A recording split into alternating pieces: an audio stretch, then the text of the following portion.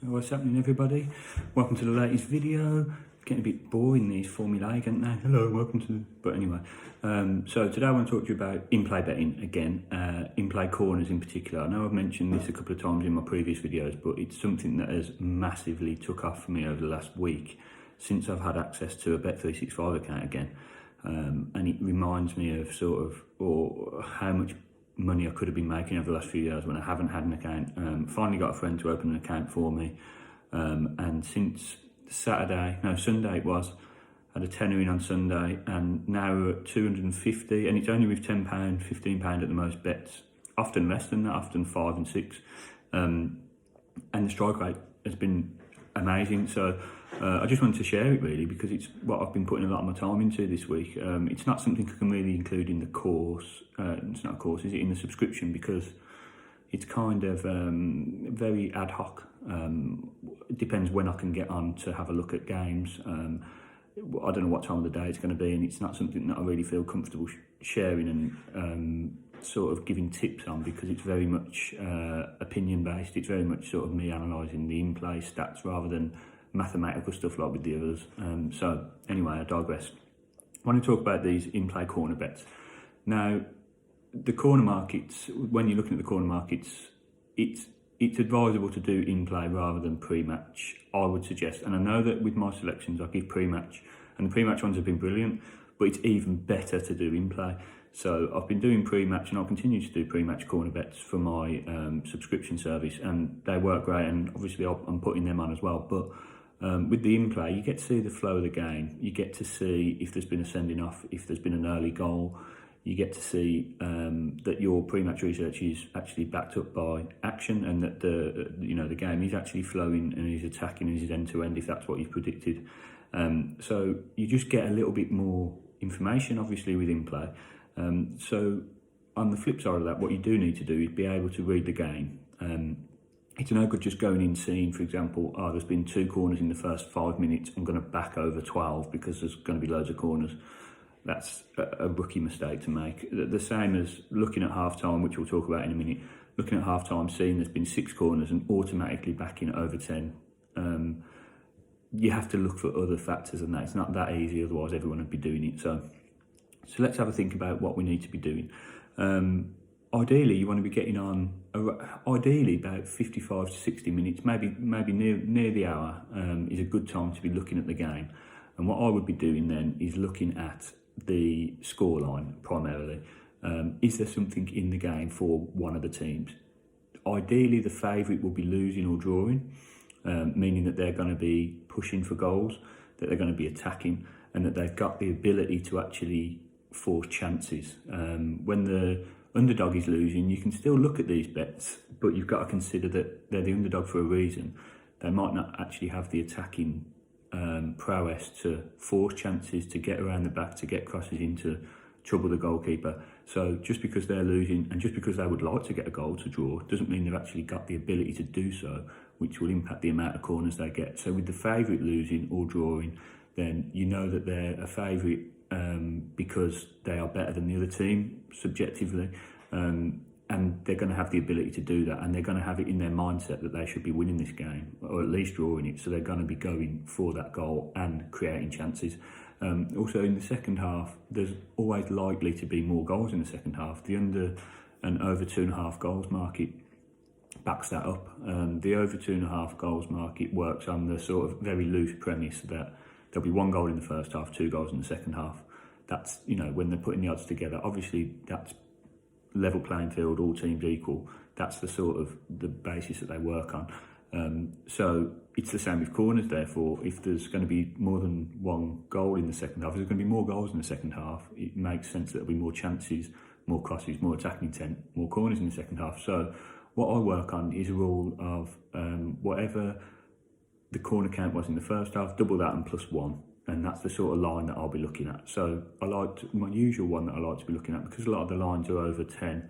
If you're looking at over 10, you want 5 in the first half, and then you can double that to 10 +1, 11 over 10.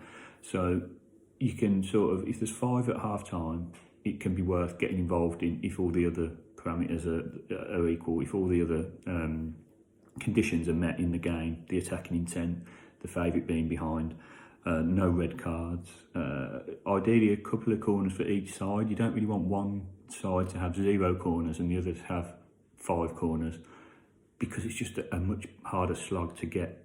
The other team's got to get 6 themselves. You really want a split so that you can at least get a couple on a breakaway for the underdog or the team that's already winning.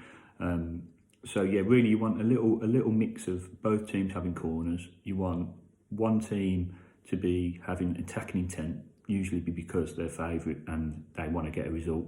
You don't want any red cards, and you want to have enough time left in the game to get about 3 more corners, 3 or 4 corners. So you can get involved at half time.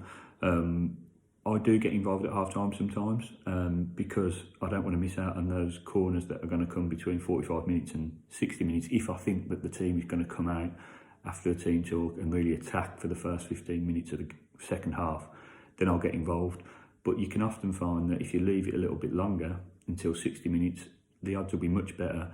The teams will come out and be a bit cagey after the start of the first half, a little bit like at the start of the match, and then it'll really ramp up once the goal doesn't come by 55 to 60 minutes. So when you're looking at 55 to 60 minutes and the goal hasn't come, then the attacking intent will be even higher and the corners should, in theory, come a lot quicker.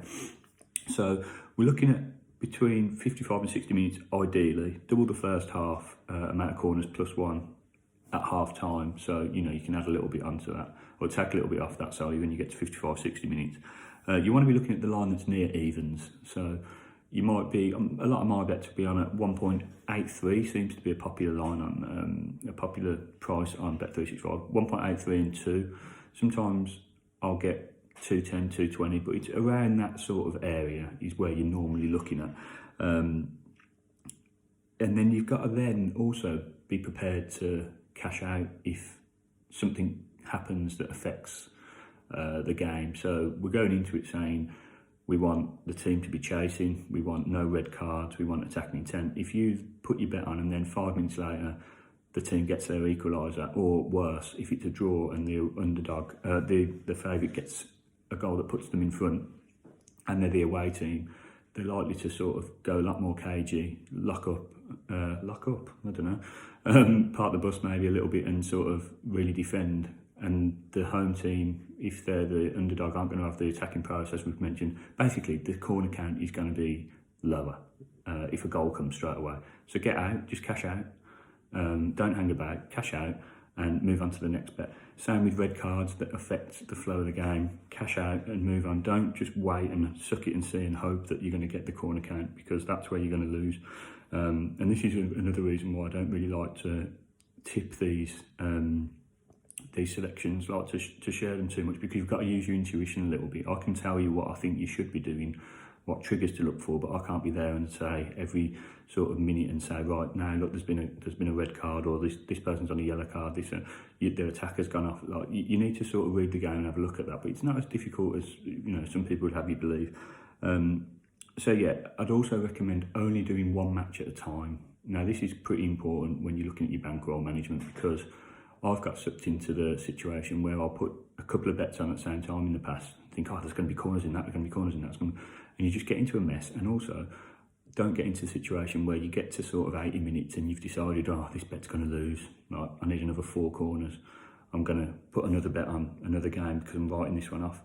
And then actually in the last 10 minutes, your corners come in that one and you've staked you're involved in another game that you didn't really want to be involved in, and your bankroll's dwindling and that one loses and it didn't need to be on. So, for the last 10 minutes, I always think if game, all things being equal, I like to look for three corners are possible, 2 ideally. If I need 2 corners in the last 10 minutes, I'm buzzing, I'm like, yeah, that's cool.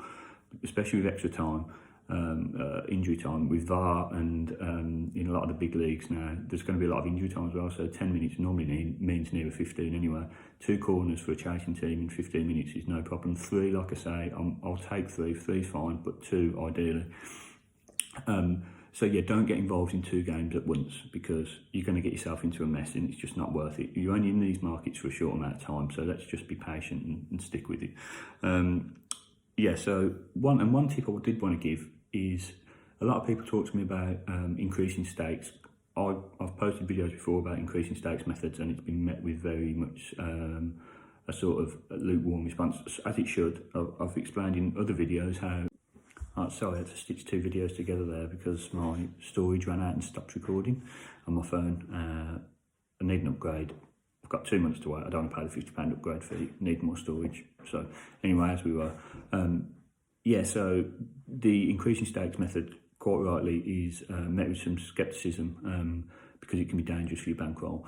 But one thing you can do, which I find useful and sort of gives you a little chance to sort of put some slightly higher bets on sometimes, is if you've got a level stakes betting strategy, which I'd always recommend, but you've got a losing bet that you're hanging on for and you're hoping might come in, but you should, if you're being wise, get out of and cash out for whatever loss you're taking. Basically, that's what you're doing, aren't you?